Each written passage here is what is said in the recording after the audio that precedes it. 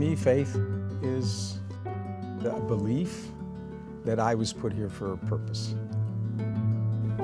When Moses is leading the children of Israel into the Promised Land, one of the things that he is told by God was to build 6 cities of refuge. So the idea of identifying with the stranger, the person that comes to live with you, is from biblical times on.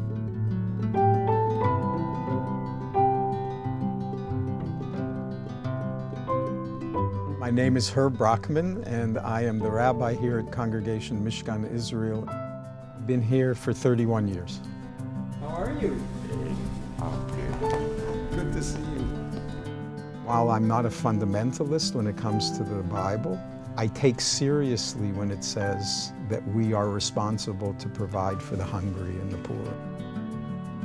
There's a really great group of people at Mishkan Israel. They're all very committed to social justice and social causes, and it just sort of felt like a home.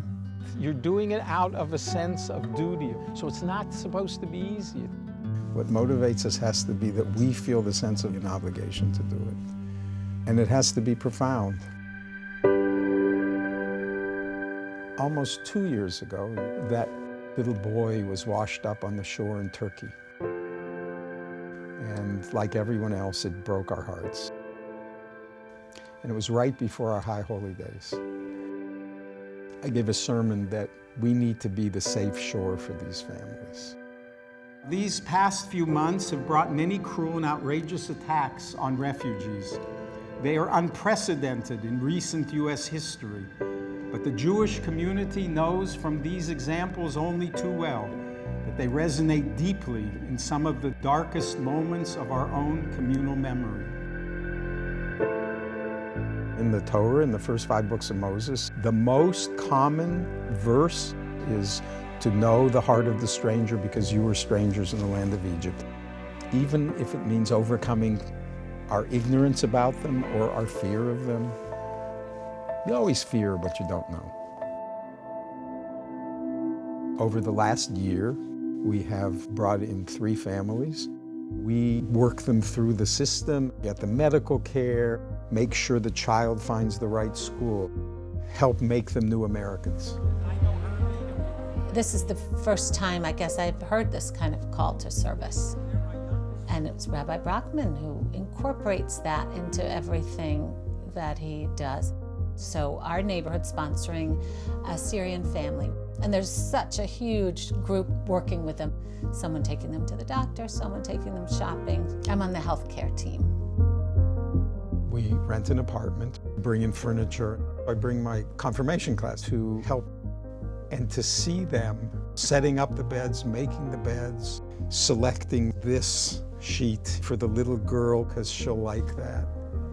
Even though they hadn't even met these people, the idea that they could make a difference in someone else's life was so palpably important. I think all faiths have the similar message that you help the stranger and you treat other people as you want to be treated. People say, how will history judge us?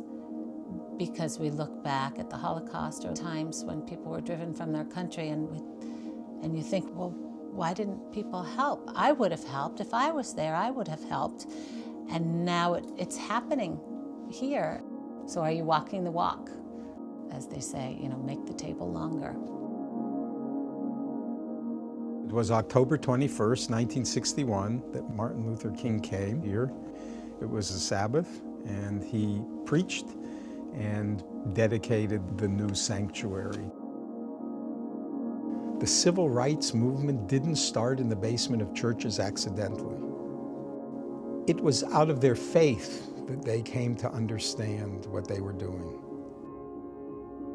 So many people feel, well, what can I do about it? I can't, I'm just one person.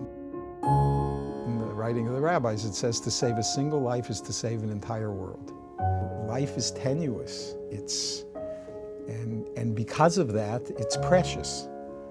That doesn't make me sad. It makes me profoundly grateful that I have to see my being here as purposeful. Don't look at these people like you're doing them a favor. They may very well be the ones providing you the opportunity to do the mitzvah of welcoming the stranger, providing for them. And that's absolutely our obligation.